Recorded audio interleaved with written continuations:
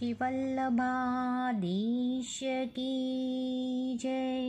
श्री गोसाई जी प्रभु चरण की जय। તો બાળકો, આજે આપણે એક પદ્મત પુરાણનો પ્રસંગ જાણીએ જે શ્રી ગોસાઈજીએ વર્ણવ્યો હતો કે કૃપા વિના શ્રી ગિરિરાજજીના અલૌકિક દર્શન શક્ય છે કે નહીં. તો આ પ્રસંગ હું તમને કહું છું. એકવાર બહુલાશ્વ રાજા અને નારદજી ગિરિરાજજીના મહાત્મ્યનું વર્ણન એકબીજાને કરી રહ્યા હતા. ત્યારે બહુલાશ્વ રાજાએ પૂછ્યું કે આપણા ચર્મચક્ષુ એટલે આપણા નેત્રોથી આપણે શ્રી ગિરિરાજજીના અલૌકિક દર્શન કેવી રીતે કરી શકીએ. ત્યારે નારદજીએ કહ્યું કે આ ચર્મચક્ષુથી શ્રી ગિરિરાજજીના દર્શન તો શક્ય નથી.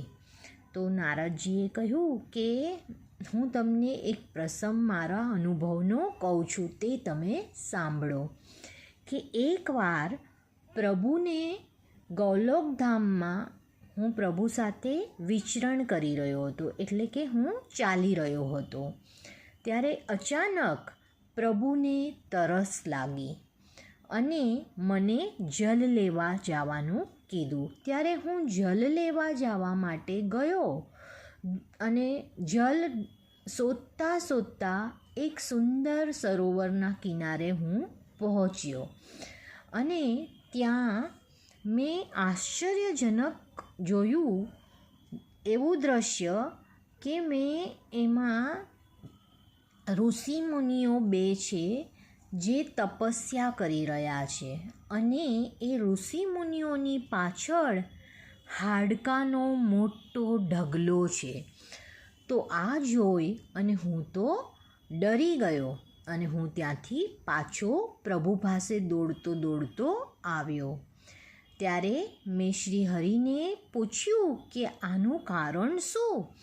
ત્યારે પ્રભુએ કહ્યું કે નારદ, આ બંને ઋષિઓ ગોલોકધામના સપ્તશૃંગી એટલે કે શ્રી ગોવર્ધન પર્વતના દર્શન કરવા માટે જન્મથી તપસ્યાઓ કરે છે, એટલે કે અનેક જન્મોથી, અને તોય એમને એમના દર્શન થયા નહીં અને દેહ છૂટે છે અને પાછો દેહ લે છે.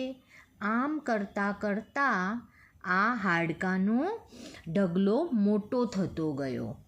પરંતુ વારંવાર ગિરિરાજજીના દર્શનની લાલસાથી નવા જન્મ લીધા કરે છે અને તપસ્યાઓ કરતા રહે છે. તો આમ જો બાળકો, આ ગિરિરાજજીનું સ્વરૂપનું મહત્ત્વ અહીંયા બતાવ્યું છે કે પ્રભુની કૃપા વિના ગિરિરાજજીના દર્શન શક્ય નથી. તો